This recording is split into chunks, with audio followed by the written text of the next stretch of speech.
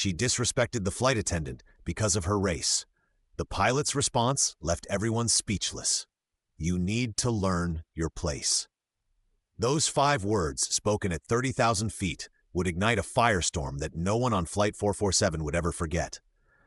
A wealthy passenger stood in the first-class aisle, her voice dripping with contempt as she stared down a flight attendant whose only crime was doing her job. The flight attendant's face remained composed, professional, but if you looked closely, you could see the slight tremor in her hands, the way her jaw tightened just a fraction. Phones began to rise. Passengers shifted in their seats. The tension in that cabin was so thick you could cut it with a knife. But what happened next? The pilot's response would leave every single person on that plane absolutely speechless. Within hours, the video would explode across the internet, racking up 50 million views and sparking a conversation that would reach far beyond the walls of that aircraft. This is that story. Her name was Maya Thompson, 28 years old, with warm brown eyes that reflected both kindness and an unshakable determination. Maya had been a flight attendant with Skyline Airlines for 5 years, but her journey to that moment had been anything but easy. She hadn't started in the skies. No, Maya had begun at the bottom, working the customer service desk at a regional airport, fielding complaints and rebooking missed flights for passengers who rarely said thank you. She'd take every extra shift she could get, studying airline procedures during her lunch breaks, memorizing emergency protocols while other employees scrolled through their phones. When the opportunity finally came to apply for flight attendant training, Maya was the first one in line. Her grandmother's words had carried her through every obstacle. Maya could still hear that weathered, loving voice from her childhood. Baby, you hold your head high no matter what room you walk into. You belong anywhere you choose to be. Her grandmother had lived through an era when black women were told exactly where they belonged, and it was never in positions of respect or authority. But she'd fought anyway, and she'd made sure her granddaughter knew how to fight too. Every morning, Maya's routine was the same. She'd wake up at 4:30 a.m., careful not to disturb her 6-year-old daughter Zoe, who slept peacefully in the next room. She'd stand in front of the mirror, fastening each button of her crisp navy uniform with precision. The silk scarf at her neck had to be perfectly tied. Her hair, pulled back into an elegant bun, had to be flawless. Her shoes polished until they gleamed. This wasn't vanity. This was armor. Before leaving for the airport, she'd peek into Zoe's room and whisper a promise. "Mommy's gonna make a better life for us, baby." Because Maya had a dream that went far beyond serving beverages at 35,000 feet. Every time she walked past the cockpit and saw the pilots in their crisp white shirts with golden stripes on their shoulders, something stirred deep in her chest. She wanted to be there. In that left seat. Hands on the controls. Commanding an aircraft through the clouds. But pilot training was expensive, prohibitively so. So Maya worked double shifts, picking up every holiday flight, every red-eye, every route that other attendants didn't want. She'd stash away every extra dollar into a savings account labeled flight school. Her daughter deserved to see her mother reach for the stars, and Maya was determined to show her that no dream was too big. She rehearsed safety procedures in her sleep. She knew every regulation, every protocol, every emergency response by heart. Maya Thompson was the kind of flight attendant who turned a routine flight into an experience, who remembered regular passengers' names, who could calm a nervous flyer with just a warm smile and reassuring words. She took pride in her work, real pride, the kind that comes from knowing you're excellent at what you do. That morning, Maya wasn't flying alone. The cockpit crew for Flight 447 consisted of 2 remarkable individuals. Captain James Reynolds, at 52 years old, was everything you'd want in a pilot. 25 years of flying experience etched into the lines of his face, with salt and pepper hair, and the kind of steady presence that made passengers feel safe before the plane even left the ground. He'd flown through storms that would terrify most pilots, landed planes with failing engines, and had a perfect safety record that was the envy of every aviator in the industry. But what made Captain Reynolds truly exceptional wasn't just his technical skill. It was his character. He was known throughout Skyline Airlines as a man who treated every crew member with respect, regardless of their position. To him, the flight attendants weren't subordinates, they were colleagues, essential members of his team. He'd been known to personally write recommendation letters for crew members pursuing advancement, and he never tolerated anyone disrespecting his staff. In the right seat sat First Officer Sarah Chen, 35 years old and sharp as a tack. A former military pilot who'd flown combat missions before transitioning to commercial aviation, Sarah had a no-nonsense attitude that some found intimidating, but everyone respected. She didn't waste words, and she didn't tolerate foolishness. When Sarah Chen spoke, people listened. In the cabin, Maya's closest ally was Marcus, a fellow flight attendant who'd been with the airline for 7 years. Marcus had watched Maya grow from a nervous trainee into one of the best attendants in the fleet. He'd covered her shifts when Zoe was sick, had listened to her dreams of becoming a pilot, and had become something of a protective older brother to her. Marcus knew what Maya dealt with on some flights. The subtle looks, the passengers who'd request a different attendant for reasons they'd never quite articulate. He'd seen her handle it all with grace. The passengers that day were a typical mix. Business travelers typing away on laptops, families with restless children excited about their vacations, a young couple holding hands nervously on their first flight together, and an elderly couple in 12C celebrating their 40th wedding anniversary with a trip to see their grandchildren. Just regular people, going about their lives, with no idea they were about to witness something extraordinary. Then there was Victoria Ashford, mid-40s, with perfectly highlighted blonde hair, styled in that expensive way that screamed wealth and status. She wore a designer pantsuit that probably cost more than Maya made in a month, diamond earrings that caught the fluorescent airport lighting, and carried a handbag with a logo so prominent it might as well have been a billboard. Victoria Ashford was the kind of woman who'd never been told no in her adult life, and it showed in every gesture, every expression, every interaction. Even before boarding, the warning signs were there. At the gate, she'd snapped at the gate agent for not calling first-class passengers quickly enough, her voice sharp and impatient. "Do you people not understand how to do your jobs?" she'd said, loud enough for everyone in the waiting area to hear. The young gate agent had apologized profusely, though she'd done nothing wrong. When boarding began, Victoria cut in front of an elderly man with a cane, not even acknowledging him as she breezed past. She was on her phone the entire time, her voice carrying through the jet bridge. "These people are absolutely incompetent. I don't know why this airline can't hire anyone with half a brain." As she stepped onto the aircraft, Maya stood at the entrance with her warmest smile. "Good morning. Welcome aboard Flight 447. Your seat is in 2A, just to the left." Victoria didn't even glance at her. She brushed past as if Maya were invisible, still glued to her phone, complaining to whoever was on the other end about the nightmare of commercial travel. During the safety demonstration, as Maya and Marcus performed the routine with practiced precision, Victoria sat in her first-class seat with her arms crossed, rolling her eyes dramatically. She made a show of her boredom, sighing loudly, checking her watch, making it clear that these safety procedures were beneath her attention. As passengers settled in, Victoria's phone conference call provided glimpses into her world. "The deal closes tomorrow," she said, her voice carrying an edge of stress beneath the confidence.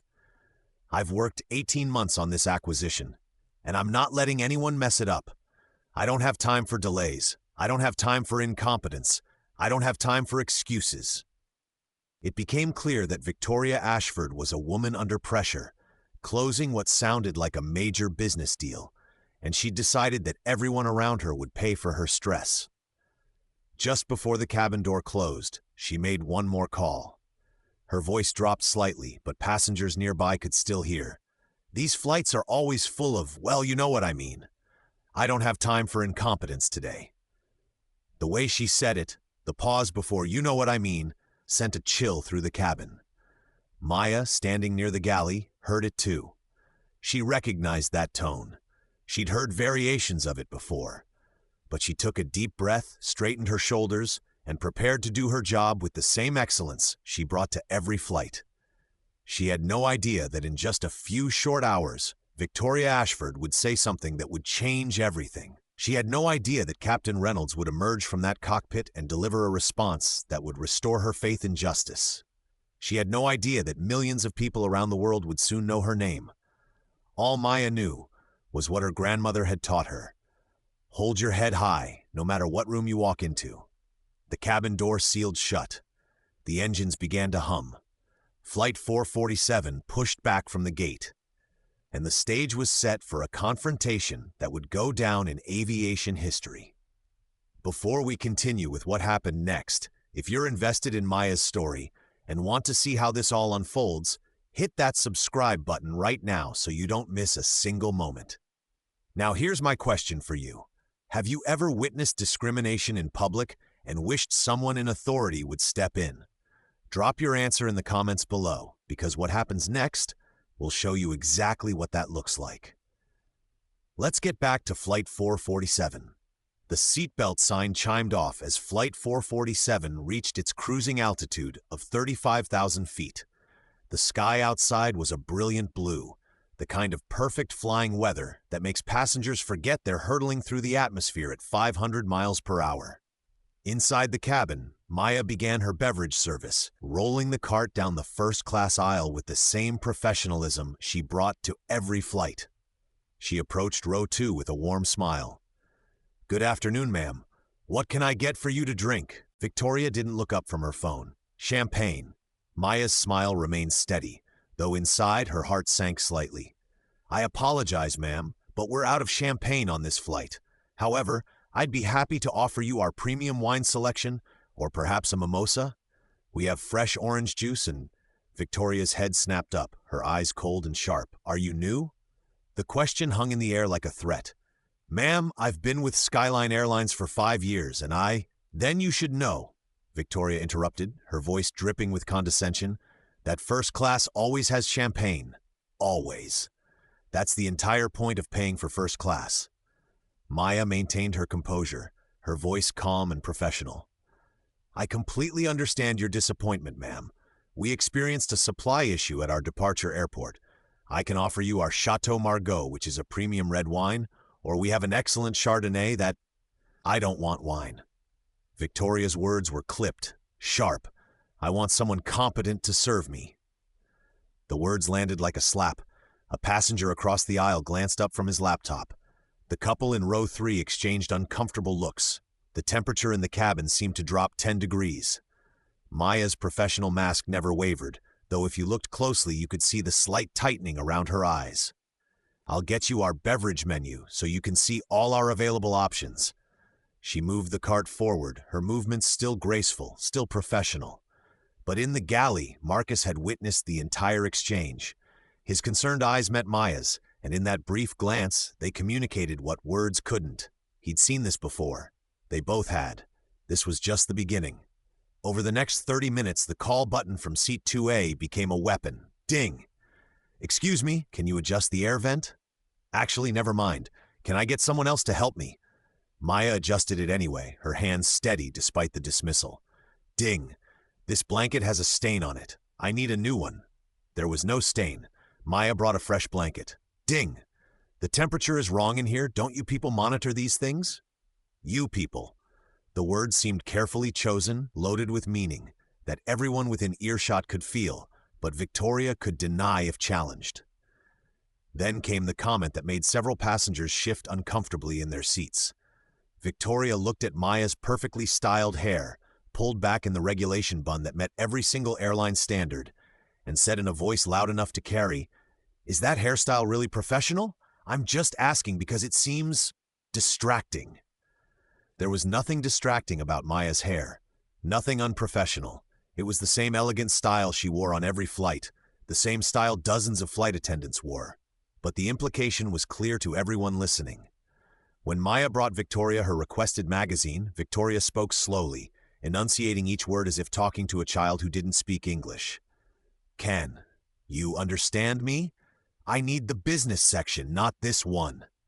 Maya had brought her exactly what she'd asked for, but she simply nodded, retrieved the section Victoria now claimed to want, and delivered it without a word of protest. Inside, though, something was happening.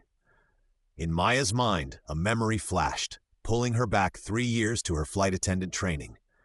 She'd been sitting in a classroom with 20 other trainees when the instructor, a veteran attendant named Patricia who'd seen it all, had given them advice that went beyond the manual. "You're going to encounter passengers who test you," Patricia had said, her eyes scanning the room. "Some will test your patience, some will test your professionalism, and some," she'd paused, making eye contact with the trainees of color in the room, "some will test whether you believe you belong here. They'll try to make you feel small. They'll try to make you doubt yourself. And in those moments, you have a choice. You can let them break you, or you can remember that you earned your wings. Nobody gave them to you. You earned them." Maya had made herself a promise that day. She would never let them break her. Never.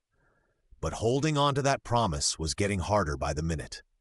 Across the aisle in seat 3C sat an elderly black woman named Mrs. Patterson, traveling to visit her great-grandchildren. She'd been watching the entire interaction with increasingly narrowed eyes. She'd lived through the civil rights movement. She'd sat at lunch counters where she wasn't wanted. She'd walked through doors that people tried to close in her face.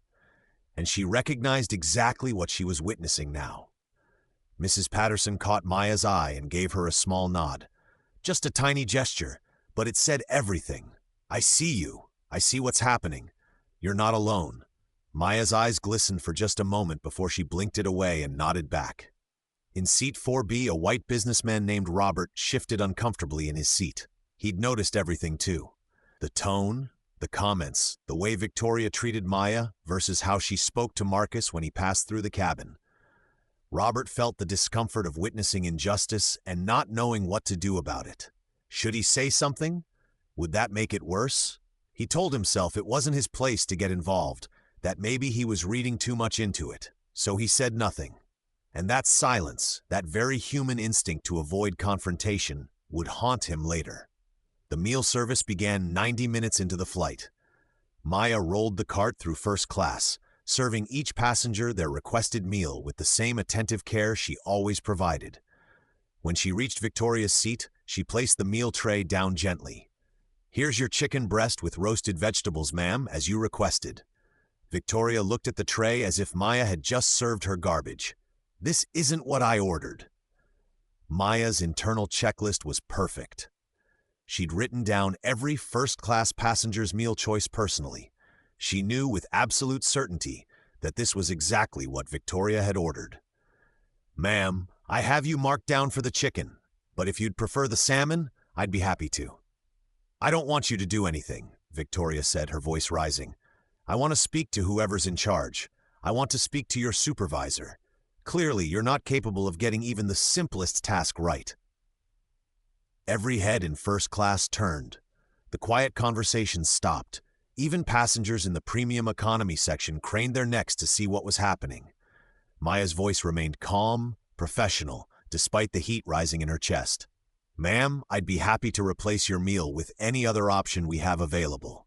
Let me just..." "No." Victoria stood up, and the entire energy in the cabin shifted. She was on her feet now, her voice carrying through the plane. "I want you replaced. You clearly aren't qualified for this position." The entire cabin was watching now. Parents covered their children's ears. Business travelers looked up from their laptops. The elderly couple celebrating their anniversary held hands, their faces concerned. Maya stood her ground, her voice still steady though her heart was hammering in her chest. "Ma'am, I'm happy to address any concerns you have. How can I? You people never listen." Victoria's voice cut through the cabin like a knife. "This is exactly why."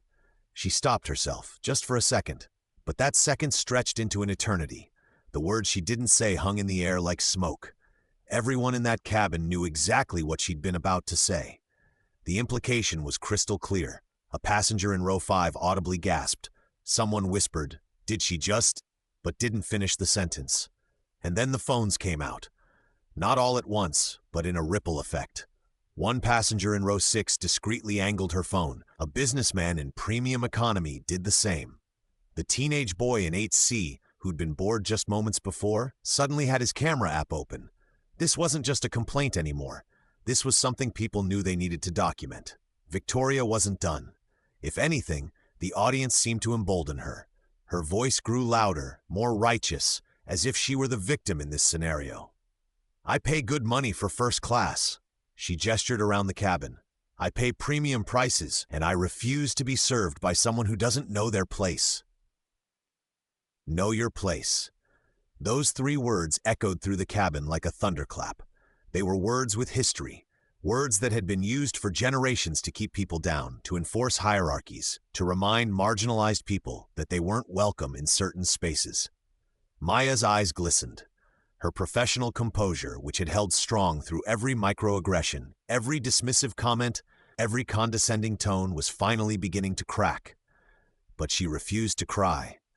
She would not give this woman the satisfaction of seeing her break. That's when Marcus stepped forward. He'd been watching from the galley, his jaw clenched tighter with each passing minute, and he couldn't stay silent anymore. "Ma'am," his voice was firm but controlled, "I need you to lower your voice and return to your seat." Victoria whirled on him. "Are you threatening me? Are you actually threatening a passenger?" Her voice reached a fever pitch. "I'll have both your jobs. Do you understand me? I'll have both your jobs." She fumbled for her phone, her hands shaking with rage. "I'm calling my lawyer. I'm calling the airline CEO. I know people, important people. You have no idea who you're dealing with." Then she did something that would seal her fate. She held up her phone, pointing it directly at Maya, and started recording. "Everyone needs to see this," Victoria announced to the cabin, her voice dripping with false victimhood. "Everyone needs to see what passes for service these days. This is what happens when airlines lower their standards." The way she said "lower their standards" made her meaning unmistakably clear. Maya stood frozen. Her professional mask, her armor, was cracking. She'd handled difficult passengers before. She'd dealt with complaints, with entitled behavior, like with people having bad days. But this public humiliation, this assault on her dignity, this coded language that everyone understood but she couldn't directly address, it was too much. For the first time in 5 years of flying, Maya Thompson didn't know what to do. That's when Mrs. Patterson had had enough. The elderly woman stood up from her seat, her voice clear and strong despite her age. "Young lady," she said, looking directly at Maya, "you haven't done anything wrong, not one thing." Victoria spun toward her. "Sit down. This doesn't concern you." "It concerns anyone with eyes and ears," Mrs. Patterson shot back. "I've been watching you since we boarded this plane, and that flight attendant has shown you nothing but respect and professionalism. You, on the other hand, have been acting like—" "I said sit down!" Victoria's face was red now. "Unless you want to be reported too." The cabin was a powder keg. Passengers were recording from multiple angles. Some looked angry, some looked scared, some looked like they wanted to intervene but didn't know how. The energy was chaotic, hostile, spiraling out of control. Marcus stepped closer to Maya, his voice low. "I'm calling the captain." Maya just nodded, unable to speak, her throat tight with emotion.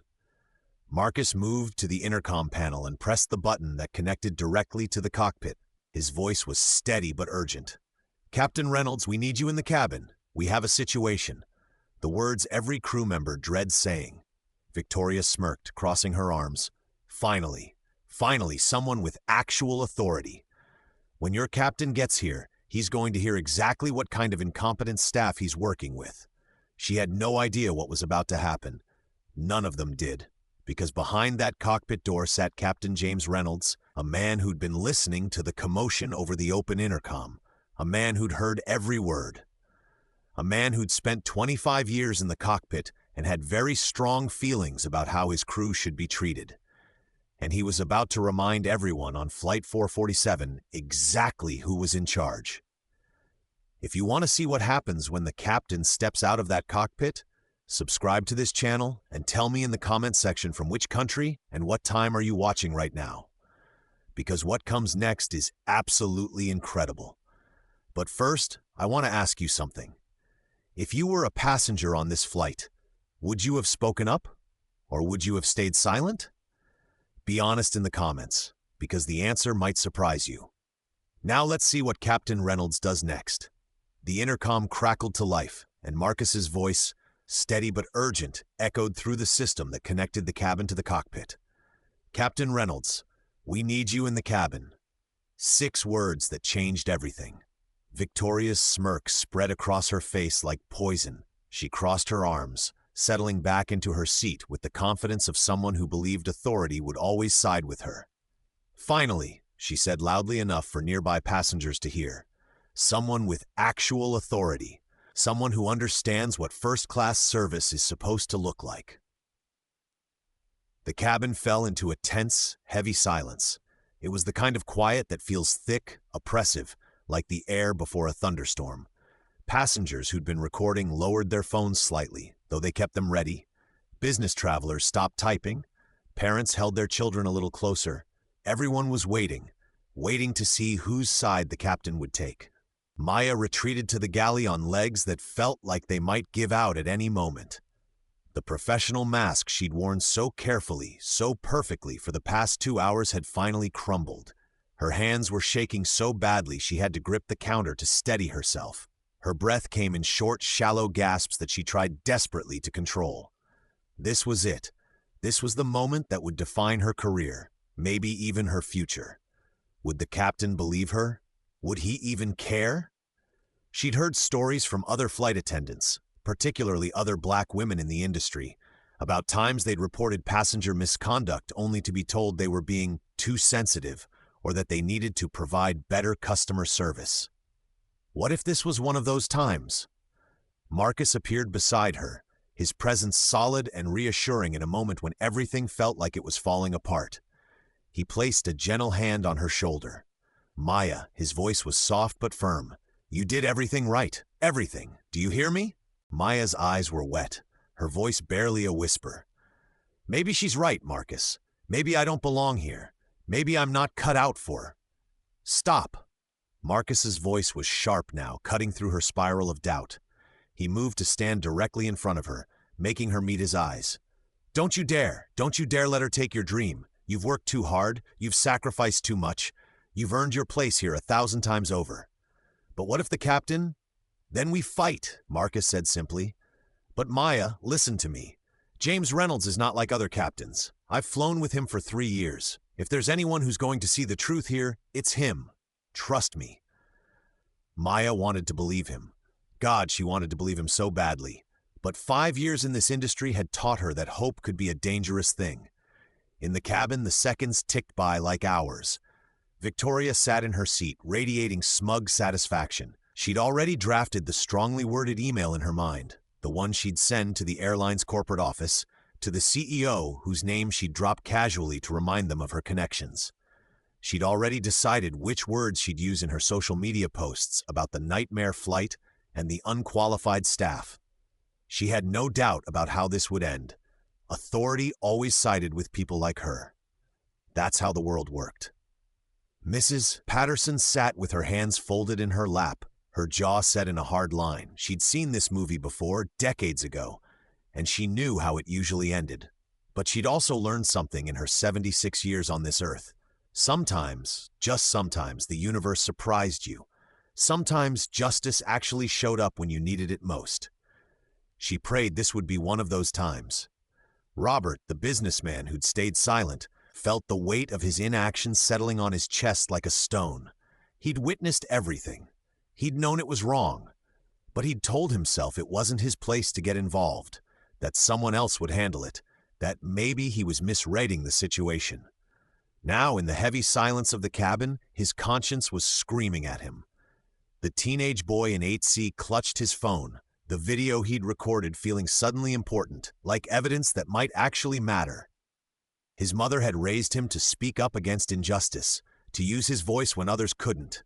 His thumb hovered over the screen, making sure the video was saved, backed up, ready to be shared if needed. In the cockpit, Captain James Reynolds had heard every word of the confrontation. The intercom system, which crew members sometimes forgot stayed partially open, had transmitted Victoria's voice, her tone, her barely coded language into his headset. He'd heard the call button ring over and over.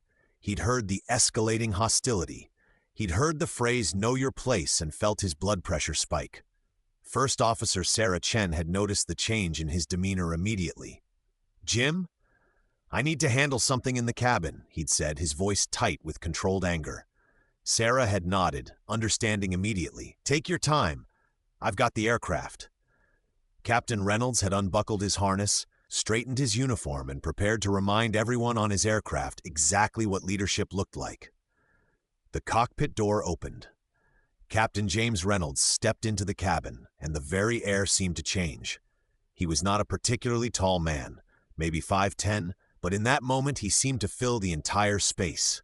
His uniform was crisp, the 4 gold stripes on his shoulders catching the cabin lights.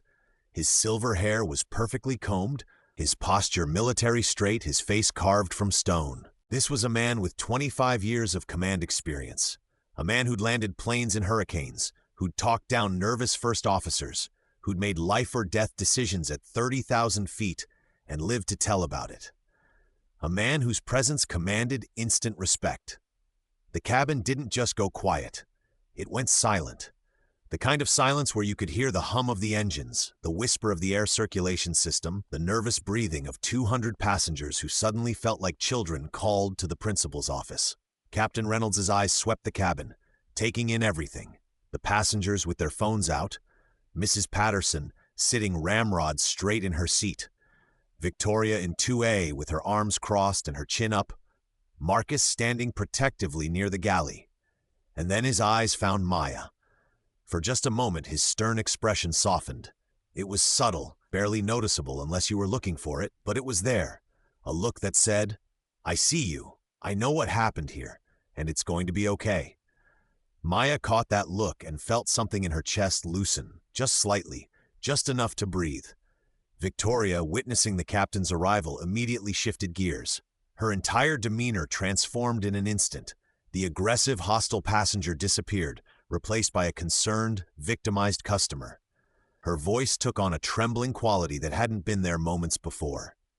"Captain, thank goodness you're here." She pressed a hand to her chest as if she'd been traumatized. "I've been trying to handle this situation with patience, but this flight attendant," she gestured toward Maya without looking at her, "has been completely unprofessional since the moment I boarded.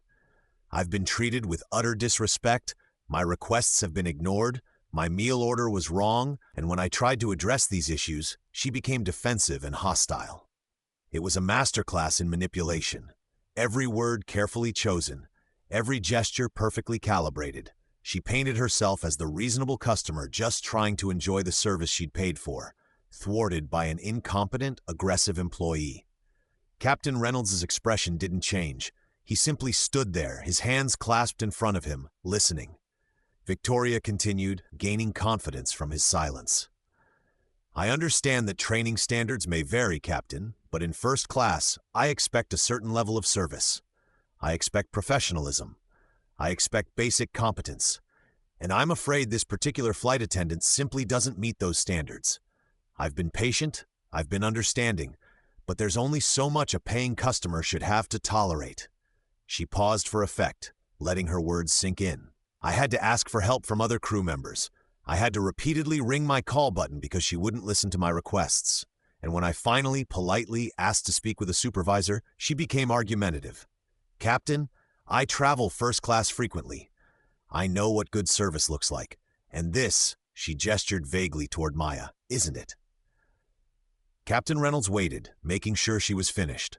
Then, in a voice that was calm but carried the weight of absolute authority, he said, "Ma'am, I'm going to need you to explain exactly what happened, from the beginning. Every detail." Victoria's eyes lit up. She thought she had him. She launched into an elaborate story, embellishing details, exaggerating Maya's responses, painting a picture of a flight attendant who was rude, dismissive, and unprofessional from the moment of boarding. She talked about the champagne, the blanket, the meal, making each incident sound like a major failure of service. Captain Reynolds listened to every word. His face remained impassive, unreadable. He didn't interrupt. He didn't ask clarifying questions. He simply absorbed the information, his experienced mind cataloging every claim, every accusation, every detail. When Victoria finally finished, breathing slightly hard from the exertion of her performance, Captain Reynolds asked one simple question. Is that everything? Yes, Victoria said firmly. And Captain, I need you to understand, I'm not a difficult person. I don't make complaints lightly. But this situation has been absolutely unacceptable, and frankly, I expect her to be fired. Immediately. I'll be following up with corporate, of course, but I trust you'll handle this appropriately right now. She sat back in her seat, confident in her victory. She'd stated her case. She'd been clear, articulate, firm, but not hysterical. She'd played it perfectly. Or so she thought. Captain Reynolds nodded slowly, as if considering her words carefully. Then he said something that made Victoria's confident smile falter just slightly. Before I make any decisions, I'd like to hear from witnesses. Victoria's eyes narrowed. Witnesses? Captain, I've just explained. He held up a hand and she fell silent. The authority in that simple gesture was absolute. Captain Reynolds turned to face the cabin, his eyes scanning the passengers. I'd like to hear from anyone who witnessed the interactions between this passenger and my flight attendant. Anyone who saw or heard what transpired. The silence stretched. For a moment, nobody moved. Then Robert, the businessman in 4B who'd stayed silent through the entire confrontation, who'd told himself it wasn't his place to get involved, felt something break inside him. He thought about his own daughter, about what he'd want someone to do if she were in Maya's position. He thought about all the times he'd stayed quiet when he should have spoken up. Not this time. He raised his hand, and when he spoke, his voice was clear and firm. Captain, I witnessed everything from the moment we boarded. He paused, took a breath, and committed. The flight attendant was nothing but professional. She was polite, patient, and respectful in every interaction. This woman, he gestured to Victoria, has been harassing her since we got on the plane. She's been rude, dismissive, and made multiple comments that were, well, they were racial in nature, even if she didn't use explicit slurs. Victoria's face went red.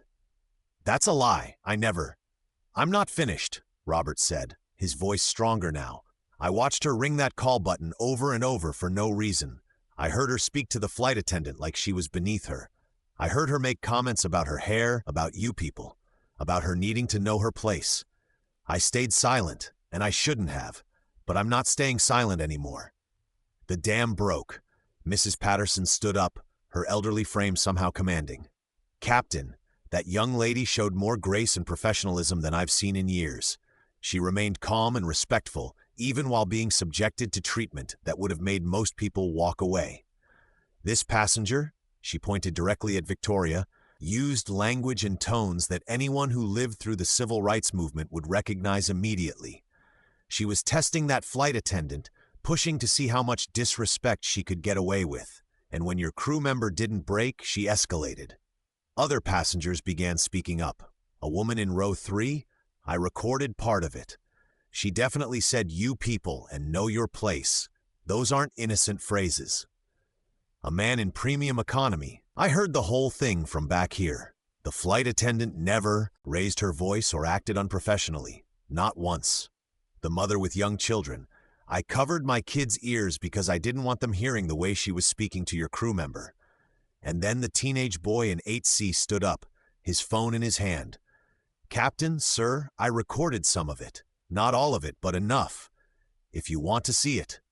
He held out his phone and Captain Reynolds took it, his face still unreadable. He watched the video in silence, the cabin holding its collective breath. On the small screen, Victoria's voice rang clear. I refuse to be served by someone who doesn't know their place. Victoria's face had gone from red to pale. They're lying. They're coordinating this. They're ganging up on me because... Captain Reynolds held up his hand again, and she stopped mid-sentence. Ma'am, his voice was calm but carried steel underneath. I've heard enough. Those 4 words landed like a judge's gavel. Victoria's confidence was cracking now, her voice rising in pitch. But they're lying. You can't possibly believe. I'm the victim here. I'm the one who was mistreated. I'm the one who pays for first class. I'm the one. You're the one who's been disrupting my flight and harassing my crew, Captain Reynolds said, his voice cutting through her protests like a knife. That's what you are. The cabin was so quiet you could hear hearts beating. Captain Reynolds turned away from Victoria and walked over to where Maya stood near the galley, still trembling slightly, still looking like she might shatter into 1,000 pieces. "Miss Thompson," his voice was gentle now, a stark contrast to the authority he'd just displayed. "Are you all right?" Maya looked up at him, surprised by the gentleness, by the genuine concern in his eyes. Her voice was small, almost childlike. "Yes, sir." "You've handled this situation with remarkable professionalism," he said, and the words seemed to physically lift weight off her shoulders. "You maintained your composure under circumstances that would have tested anyone. You represented this airline and your profession with dignity and grace. I'm proud to have you as part of my crew." Maya's eyes filled with tears, but this time they weren't tears of humiliation or defeat. They were tears of relief, of validation, of finally being seen and believed. Captain Reynolds turned back to Victoria, and his demeanor shifted again. The gentleness evaporated, replaced by the full authority of his position. "Ma'am, I need you to return to your seat." Victoria stared at him in disbelief. "Excuse me? I'm the victim here. I'm the one who was mistreated. You can't possibly be siding with—" "I'm not siding with anyone," Captain Reynolds interrupted. "I'm dealing with facts, and the facts are that you've been disrupting this flight, harassing my crew member, and creating a hostile environment for everyone on board. Actually, ma'am, you're in violation of Federal Aviation Regulation 91.111, which prohibits interfering with crew members in the performance of their duties." Victoria's mouth fell open. You can't be serious." "I'm entirely serious," Captain Reynolds said.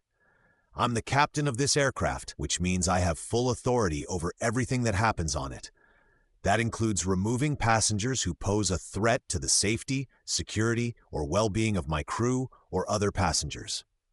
The word "removing" hung in the air like a bomb. Victoria's confidence, which had been so bulletproof just minutes ago, was now completely shattered. Her voice came out in a near whisper, shock evident in every syllable. "You can't. I haven't done anything wrong. I'm a paying customer. I have rights. You can't just—" "I absolutely can," Captain Reynolds said. "And unless you want to be met by federal air marshals when we land, I suggest you sit down, remain quiet for the rest of this flight, and think very carefully about your behavior." Victoria looked around the cabin, seeking support, finding none. Every face that looked back at her reflected some combination of satisfaction, disgust, or indifference. She'd been so certain that authority would side with her, that her money and status would protect her, that her version of reality would prevail. She'd been wrong. If what happens next is as satisfying as you hope it will be, hit that subscribe button right now, because Captain Reynolds isn't done yet, and what he's about to do will restore your faith in justice. But I want to know, have you ever seen someone in authority actually stand up for what's right like this? Drop a comment and tell me about it, because moments like these matter more than we realize. Now let's see how Captain Reynolds finishes this. Captain James Reynolds stood in the center of the first-class cabin, a man who had commanded aircraft through storms, through mechanical failures, through every crisis aviation could throw at him. But this moment required a different kind of command. This required moral clarity in a world that too often chose comfort over courage. His voice, when he spoke, was calm but carried the weight of absolute conviction. "I want to make something very clear to everyone on this aircraft," he began, his eyes sweeping across the passengers before settling back on Victoria. "I take the safety and dignity of my crew very seriously, not as a suggestion, not as a preference, as an absolute requirement." Victoria opened her mouth to interrupt, but something in his gaze made her close it again. "What you've done today goes beyond rudeness," Captain Reynolds continued, his tone steady and measured. "You haven't just been an inconvenient passenger or someone having a bad day. You've created a hostile environment on my aircraft. You've used discriminatory language. You've harassed a crew member who was doing nothing but her job with professionalism and grace. And you've disrupted the peace and safety of every single person on this flight." The cabin was so silent, you could hear the slight whoosh of the pressurized air circulation system.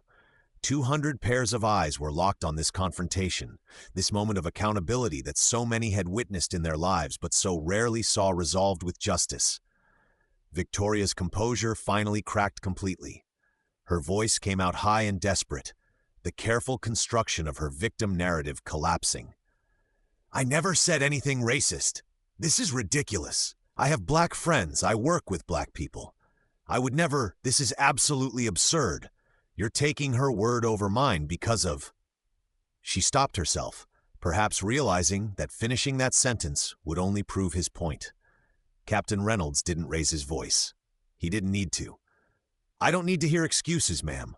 I don't need to hear about your friends or your work colleagues or your justifications. What I need is for you to understand exactly what's going to happen next. He paused.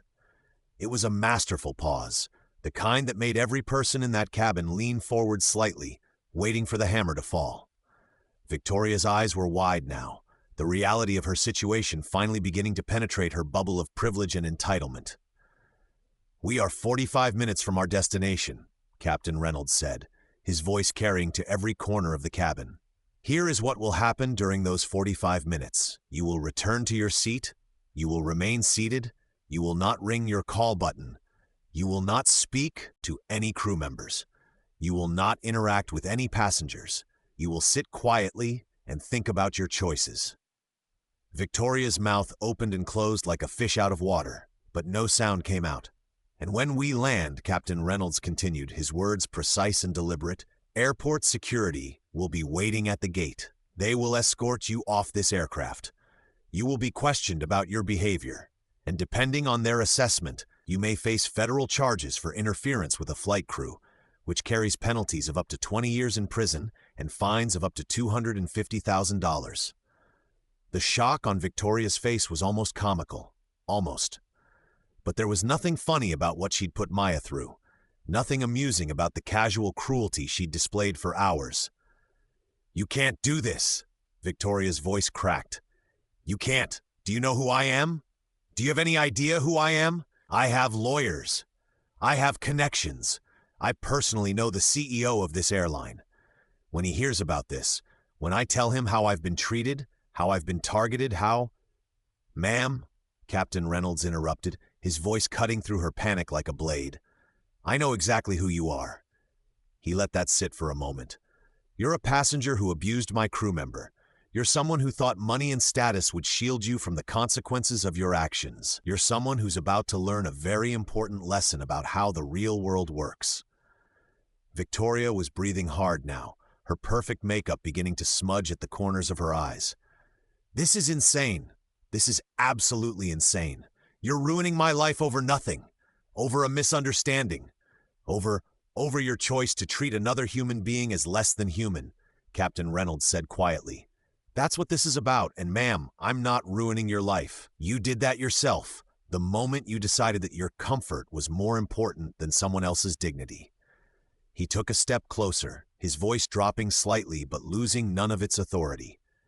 "And after today, ma'am, after the videos that are currently being uploaded to social media, after the witness statements that will be given to security, after the official report I'm going to file, after all of that, everyone is going to know exactly who you are." The color drained from Victoria's face as the full implications hit her. The videos. She'd forgotten about the phones, about the passengers recording, about the evidence that was already spreading across the internet like wildfire. Her hands trembled as she sank back into her seat, all the fight finally gone out of her. Captain Reynolds turned and walked toward the cockpit, but before he stepped through the door, he reached for the PA system. The click of the intercom activating echoed through the cabin, and then his voice filled every corner of the aircraft, reaching all the way back to the last row. "Ladies and gentlemen, this is your captain speaking." Passengers in the middle and rear sections, who'd heard rumors and whispers about what was happening in first class but hadn't witnessed it directly, stopped their conversations and looked up at the speakers. "I want to take a moment to address what just occurred in the forward cabin of this aircraft. I know many of you heard the commotion, and some of you witnessed it directly. I want you to know that the situation has been handled." In the galley, Maya stood frozen, her hand pressed to her mouth, tears streaming down her face. Marcus stood beside her, his own eyes glistening. "My flight attendant, Miss Maya Thompson." Captain Reynolds's voice carried warmth now, genuine affection and respect. "Represents the very best of what we stand for as an airline and as professionals. She demonstrated professionalism, grace, and dignity in the face of treatment that no human being should ever have to endure. The cabin was absolutely silent except for his voice. I want to make this unequivocally clear to everyone on this aircraft and anyone who hears this story afterward. No crew member under my command will ever be subjected to discrimination or harassment. Not on my watch. Not ever. We are 35,000 feet in the air, but that doesn't mean we leave our humanity on the ground. If anything, up here, we should remember it more. Mrs. Patterson had tears running down her weathered cheeks. She thought of her own granddaughter, of all the times she'd wondered if the world was getting better or worse, if the progress they'd fought for in the 60s was holding or slipping away. This moment gave her hope.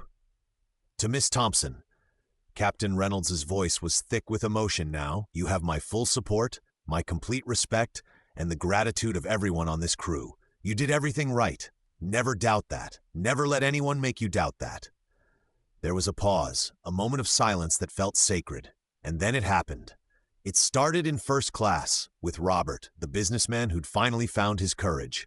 He stood up and began to clap. Slowly at first, then faster.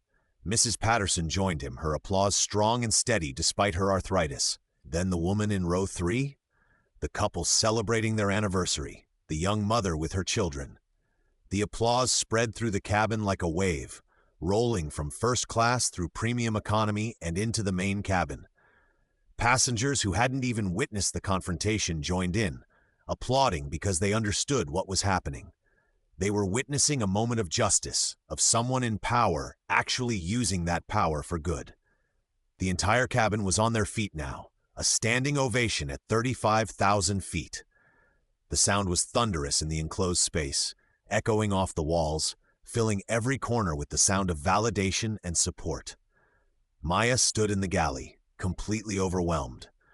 The tears were falling freely now, and she wasn't trying to stop them anymore. These weren't tears of pain or humiliation. These were tears of relief, of catharsis, of finally being seen and believed and supported.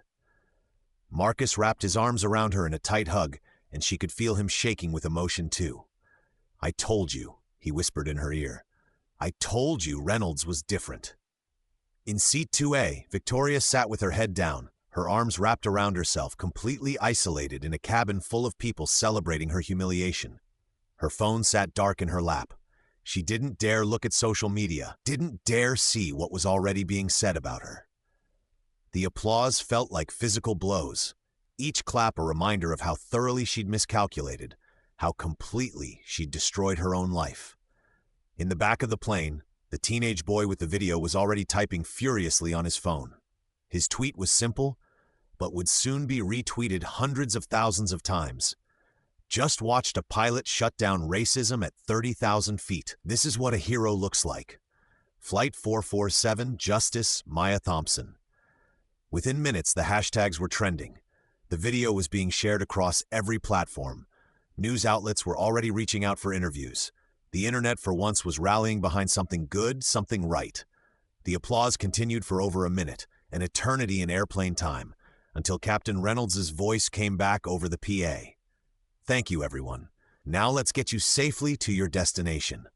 Cabin crew, prepare for landing procedures." But the energy in that cabin had fundamentally changed. This wasn't just a flight anymore. This was a moment that people would tell their friends about, would remember for years, would hold up as an example of what it looks like when someone with power chooses to do the right thing. After the applause died down and passengers began to settle back into their seats, Captain Reynolds made his way back through the cabin to the galley where Maya stood, still trying to compose herself.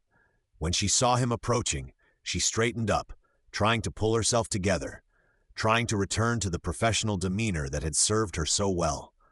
But her eyes were still red, her face still wet with tears. "Miss Thompson," Captain Reynolds said gently, and there was something in his tone that made her realize this wasn't just her captain speaking.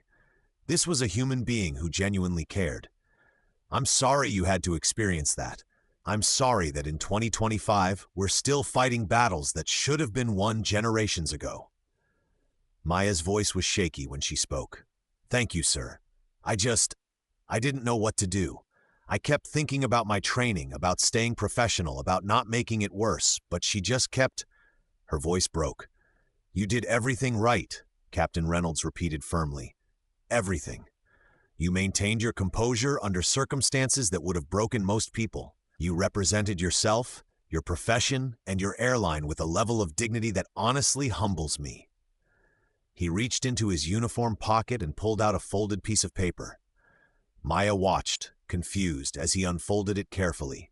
You know, he said, a slight smile playing at the corners of his mouth, I make it a practice to review the files of crew members I'm flying with, especially when I notice someone consistently getting excellent performance reviews. So before this flight, I pulled up your file. Maya's eyes widened slightly. And I found this, he held up the paper. Your application for our pilot training program. The breath left Maya's lungs. She'd submitted that application 6 months ago and had heard nothing back. She'd assumed it had been rejected, that her dream of flying was going to take longer than she'd hoped, that maybe she wasn't ready yet. Captain Reynolds looked at the application, then back at her. Your test scores are excellent. Your flight theory knowledge is solid. Your recommendations from supervisors are glowing. Technically, you're more than qualified. But, Maya whispered, afraid of what was coming next. But nothing, Captain Reynolds said, and his smile grew wider. There is no but. I'm recommending you for the program, effective immediately. Actually, more than that. I'm personally sponsoring your application, which means it goes to the top of the list. Maya felt dizzy. Her hand reached out to grip the galley counter for support. I don't understand. Why would you? Because you've got what it takes, Captain Reynolds said simply. Not just the technical skills, though those are important, but the character, the grace under pressure, the ability to maintain your humanity when someone's trying to strip it away. Those are the qualities that make a great pilot, Miss Thompson. The technical stuff? That's just mechanics. But what you showed today? That's leadership. Tears were streaming down Maya's face again. Sir, I don't know what to say. I don't know how to thank you. Don't thank me, Captain Reynolds said. Thank yourself for never giving up on your dream. Thank yourself for working double shifts and saving every dollar and studying on your breaks. Thank yourself for believing you belonged in the sky even when people tried to tell you otherwise. He reached into his pocket again and pulled out a business card, holding it out to her. This is my personal cell number. When you're ready to start training, you call me. I know some excellent instructors. I'll make sure you get the support you need. Maya took the card with trembling hands, staring at it like it was made of gold.